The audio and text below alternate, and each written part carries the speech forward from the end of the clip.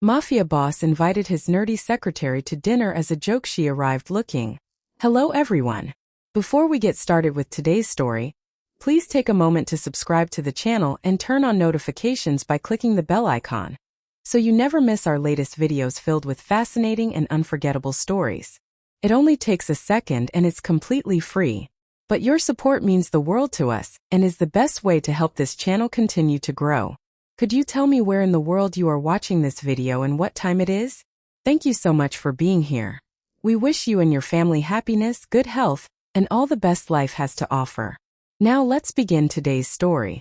Clara caught the missing 3 seconds before Adrian signed away $40 million. The fountain pen hovered above the cream paper, its gold nib shining under the cold conference room lights. Around the black marble table, 12 men waited without breathing. Clara stepped forward, the dry whisper of her sensible shoes cutting through the silence. Page 47, she said. Adrian Vale looked up. His tailored charcoal suit seemed to absorb the light, but his eyes did not. They fixed on her thick glasses, then on the red tab protruding from the contract. Explain. Clara placed one finger beneath the indemnity clause. The paper felt warm from the printer. The liability ceiling was changed from $4 million to $40 million. The revision history was erased, but the spacing shifted after the second digit. A chair creaked. Someone's cufflink tapped once against the table. Adrian read the line, turned back 3 pages, then closed the contract with a soft thud that sounded louder than a gunshot. Leave us. Clara gathered her tablet against her gray cardigan. She did not ask who had altered the figure. In Adrian's world, curiosity could cost more than ignorance. By the time the elevator carried her down from the executive floor, her palms had left damp crescents on the tablet case. Behind the conference room doors, Adrian's attorney confirmed everything.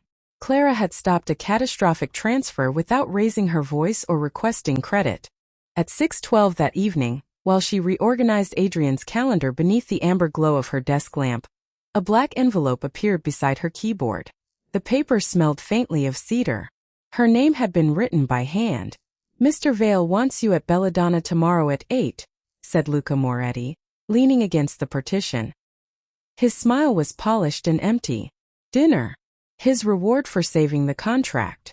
Clara adjusted her glasses. Is attendance part of my job? Luca's smile widened. Consider it an honor. She opened the envelope. Inside was a reservation card embossed in silver, and one sentence in Adrian's precise handwriting. You prevented an expensive mistake. Let me repay you.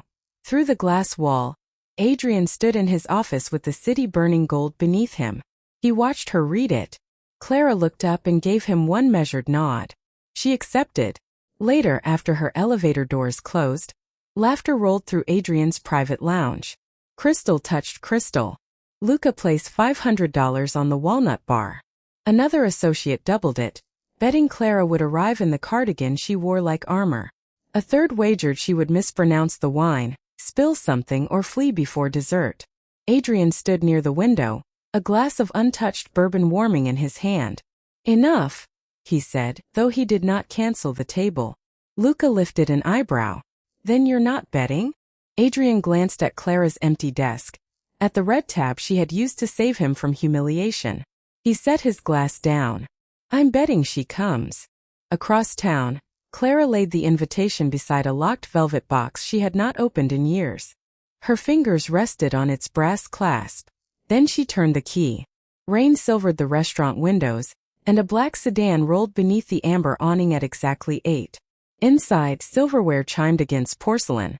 Luca checked his watch and smirked. Right on time. Adrian did not answer. His associates had chosen a table visible from the entrance, turning the dining room into a stage. $500 rested beneath Luca's folded napkin.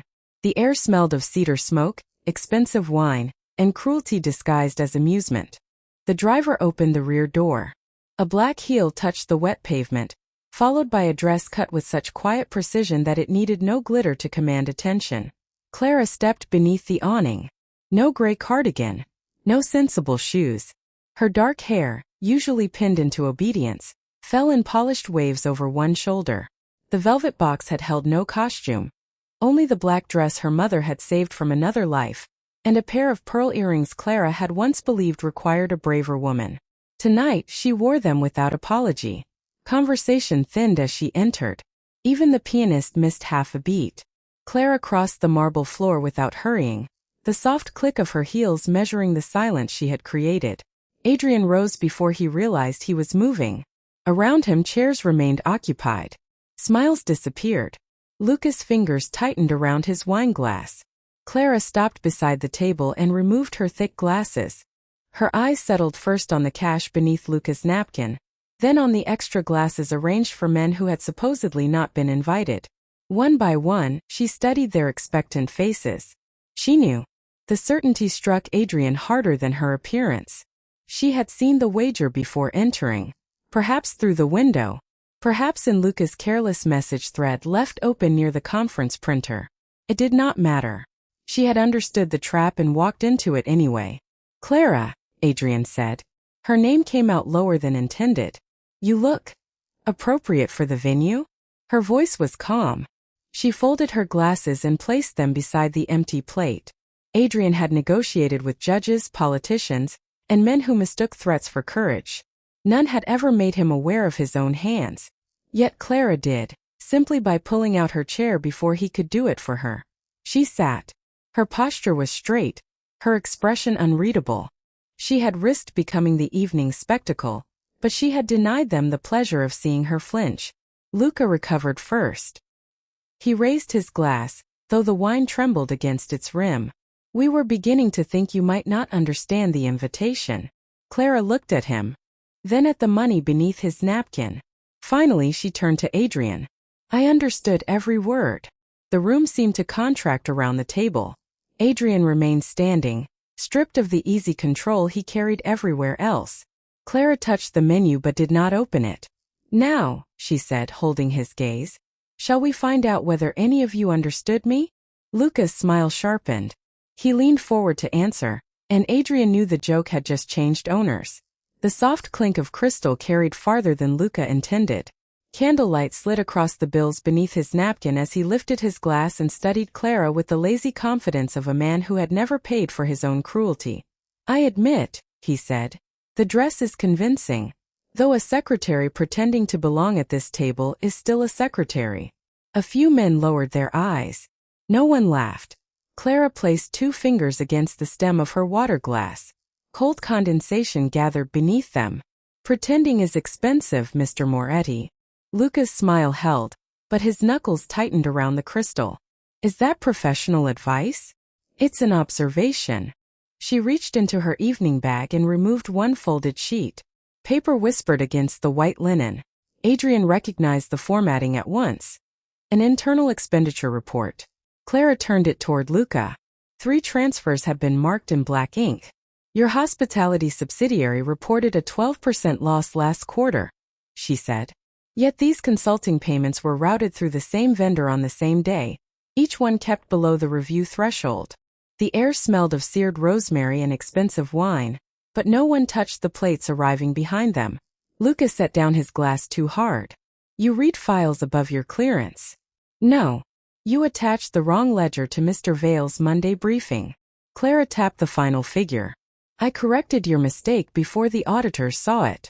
Adrian's gaze moved from the document to Luca. How much? Luca opened his mouth. Clara answered first. Enough to become leverage. Not enough to ruin him. Unless someone asks why he hid it. The wager money suddenly looked cheap. Luca reached for the page, but Clara laid her palm over it. The motion was quiet. Final.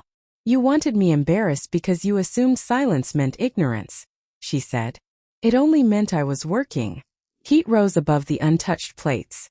Somewhere near the bar, a piano key struck and faded. Luca looked to Adrian for rescue, but Adrian remained still.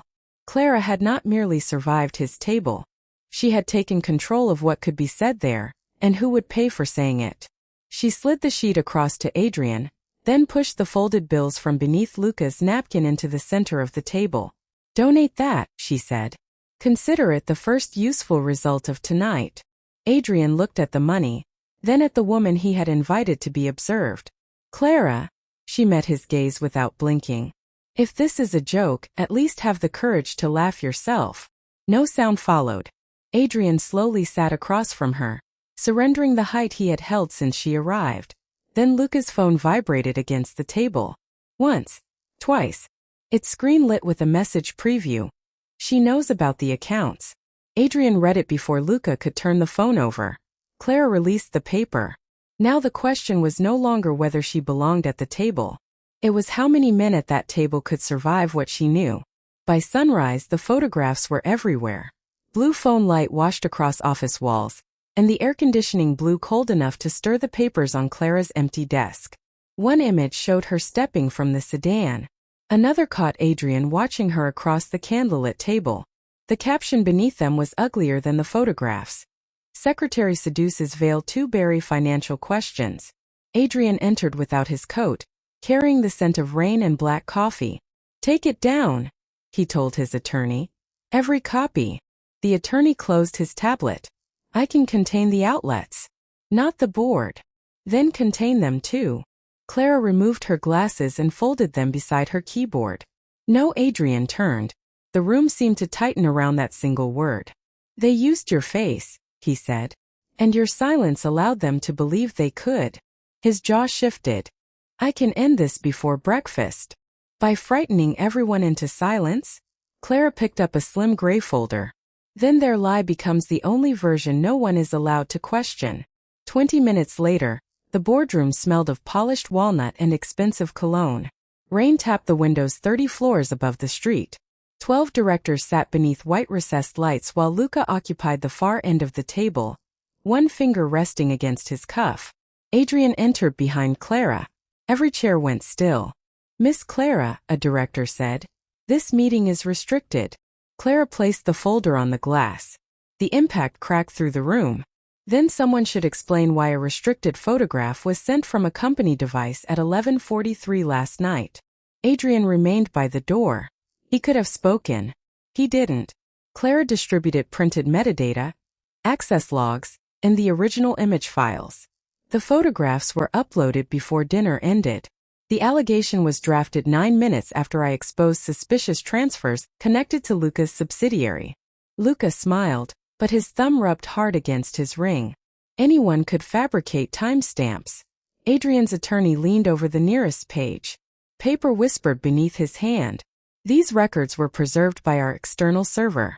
They are authentic. Clara touched the final entry. Only one board account downloaded the guest list, the security stills, and the draft statement. A director near Luca pushed back his chair. Leather groaned. His face had gone colorless beneath the sterile lights. I received instructions, he said. Luca's smile disappeared. From whom? Clara asked. The director looked toward Luca, then toward Adrian. The authorization came through Mr. Vale's private office. Silence fell harder than any threat. Clara closed the folder. Adrian's gaze moved from the witness to the access code printed on the page. An access code issued to only 2 people. One was Clara. The other was Adrian himself.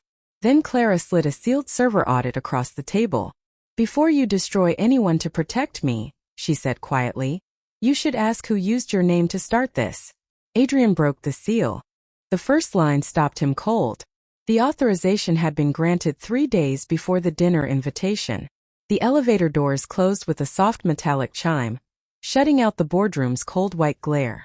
Cedar and bitter coffee lingered in Adrian's private office 2 floors above, where rain traced crooked lines down the windows. Clara entered carrying the sealed audit beneath one arm. Adrian followed and locked the door. Did you authorize the access? She asked. No accusation sharpened her voice. That made the question heavier. Adrian set the broken seal on his desk. Not the smear campaign. That wasn't my question. The air conditioning hummed. Clara remained standing, her black dress still immaculate, though one pearl earring caught the gray morning light each time she breathed. Adrian opened a drawer and removed a single-page authorization bearing his signature. He placed it between them. Luca asked permission to make a private wager about whether you would attend dinner, he said. I allowed it. Clara looked at the signature, then at him. You knew. I knew they were betting. His jaw tightened. I didn't know they planned to humiliate you or use the dinner to frame you. But my dignity was an acceptable stake until the joke became inconvenient. Adrian moved around the desk. Clara. Stay there. He stopped. The command landed more cleanly than a raised voice. From her leather portfolio, Clara removed a cream envelope and laid it over his authorization. The paper made almost no sound. Effective immediately. Adrian read the first line. Resignation. Rain tapped harder against the glass. You're not leaving with your name under attack. My name survived your associates. Clara pushed the envelope toward him. It won't survive me pretending their behavior was separate from the man who permitted it. Adrian opened the desk safe. The lock clicked twice. He withdrew a cashier's check and set it beside her resignation. The amount would cover years of hospital bills. Take it. No conditions. Clara's fingers paused near the check. Her phone lit inside her open bag. St. Catherine's Medical Center. Payment review Friday 9 a.m. The screen went dark, but Adrian had seen it. Your mother's treatment, he said. This is not charity. No. Clara folded the check once deliberately, then slid it back beneath his hand. It's the price you hope will make forgiveness look like gratitude. It's protection. Protection would have been stopping them before I entered that restaurant. She removed her office key, security badge, and the slim black planner that had governed every hour of his days. One by one she placed them on the desk. Metal struck wood. Plastic followed. Then silence. Adrian picked up neither the resignation nor the check. If you walk out now, I can't guarantee your position will still exist tomorrow. Clara reached the door and rested her hand on the cold brass handle. That's the first honest thing you've offered me. The lock turned. She left without the money that could keep her mother's treatment secure. On Adrian's desk, his calendar flashed red across the abandoned planner. Executive review, 48 hours. For the first time in 6 years, no one had prepared him for what came next. Rain tapped against the 42nd floor windows while the abandoned planner blinked red beneath the desk lamp. By morning, Adrian's office smelled of cold coffee, warm circuitry, and paper pulled too quickly from locked cabinets. Without Clara's color-coded schedule, he missed the legal briefing that should have preceded the executive review. Without her filing index, his staff opened the wrong archive. At 9:17, Adrian's attorney entered carrying a sealed folder and shut the door with both hands. The board received altered expenditure records overnight. Adrian scanned the first page. His signature appeared beneath transfers he had never approved, but the authentic server records Clara had preserved would expose the substitution. There was one problem. Luca's allies had already requested an emergency purge of every file touched by a resigned employee, calling Clara a security risk. The deletion would begin in 11 minutes. Adrian crossed the office, unlocked the private terminal, and placed his palm against the glass reader. Blue light sharpened the lines of his face. Freeze the archive. You can't, the attorney said. Not without accepting custodial responsibility. If those records trigger the scandal, the board will remove you. The ventilation hummed. Somewhere below, traffic pressed its dull roar against the wet city. Adrian looked at Clara's empty chair, then at the cashier's check still lying where she had refused it. File my acceptance. At the executive review, white lights burned over a table polished like black ice. Luca's vacant seat drew no comment, but every other chair was occupied by men who had once lowered their voices when Adrian entered. His attorney authenticated Clara's timestamps and server records. The evidence had survived. So had the altered contracts buried beside them. A director slid a resignation resolution across the table. Blame the former secretary. Keep your legal seat. Your family will contain the rest. Adrian did not touch the pen. Instead, he activated the wall display and released the protected archive to the independent auditors. Names filled the screen. Accounts. Dates. Approvals issued through his office while his access credentials were being misused. Then Adrian stood. Clara Mercer worked under my authority. The failure to protect her work, and her name was mine. The room went still except for the projector's dry clicking. By accepting responsibility, he shielded her evidence from being dismissed as the work of a disgruntled employee. The vote took less than 4 minutes. His legal chair was stripped first. His signing authority followed. Then his family representatives rose together, their shoes whispering over the carpet as they walked out without looking back. Adrian remained beside the empty headchair while security disabled his access card. A red light replaced the familiar green. His attorney gathered the surviving files and paused at the door.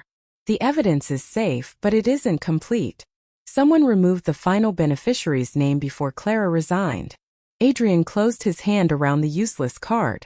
Across the rain-dark glass, the city still carried his name. Inside the room, it no longer carried his command. Then the private elevator chimed, although every member of his family had already left. Cold air spilled from the private elevator, carrying the faint scent of rain and wet wool. The doors opened without urgency. Clara Mercer stood inside, her black coat buttoned to the throat, her glasses reflecting the boardroom's sterile white light. In one hand was a weathered leather case. In the other, a visitor badge. Adrian's attorney stopped beside the doorway. "Your access was revoked." "I know," Clara said. She stepped onto the carpet and placed the case on the empty conference table. Adrian watched her unfasten its brass locks. No awkward stack of folders slipped from her arms. No nervous hand adjusted her frames.